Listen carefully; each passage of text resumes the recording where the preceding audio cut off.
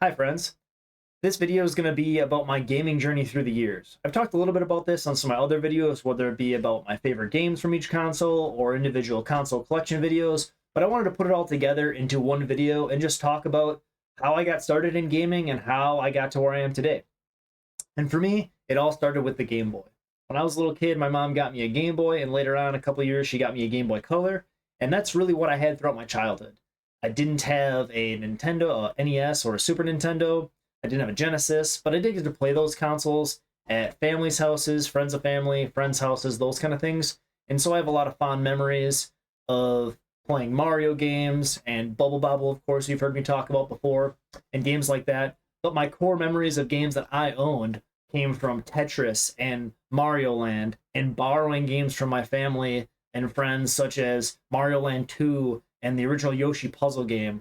Those are some of my fond memories as a kid. But I didn't actually have my first console until the N64, and I got that when I was in middle school.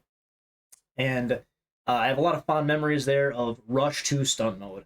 I would play Rush 2 in Stunt Mode with my neighbor for hours and hours and hours, just competing, trying to do crazy flips and twists and all kinds of stuff to see who get the higher score, just competing against each other. And of course, the memories of GoldenEye and various other games. I did play PS1 at friends' houses, but I had actually never even heard of the Saturn. I didn't really know what the Saturn was until decades later.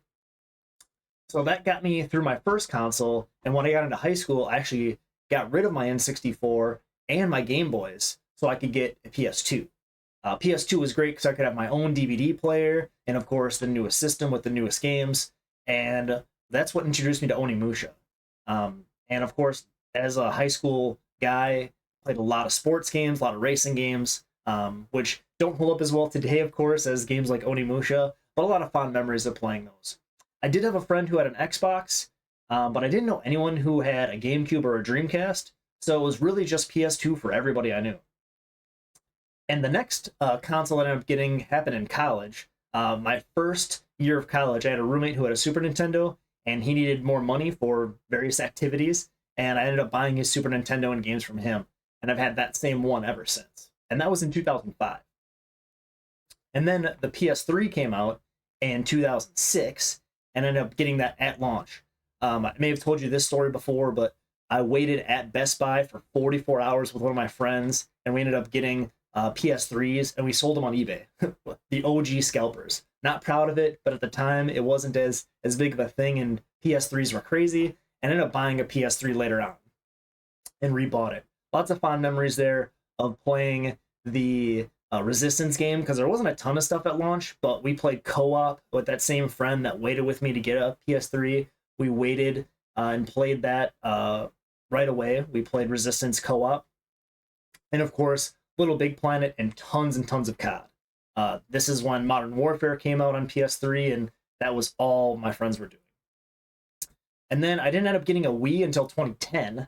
I think at the time I had some sort of injury, so I wasn't as active outside playing sports or something, and I was like, well, I'll just play the Wii. I don't know if I hurt my arm or my leg or something, but I was just playing the Wii, so I bought that in 2010.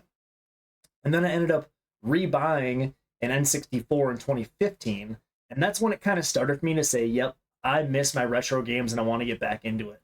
The Wii kind of gave me a taste of it. I was buying some virtual console games, but then getting that N64 again was a ton of nostalgia for me. And I actually didn't even know anybody with an Xbox 360 from that generation, so it was all PS3 for everyone that I knew.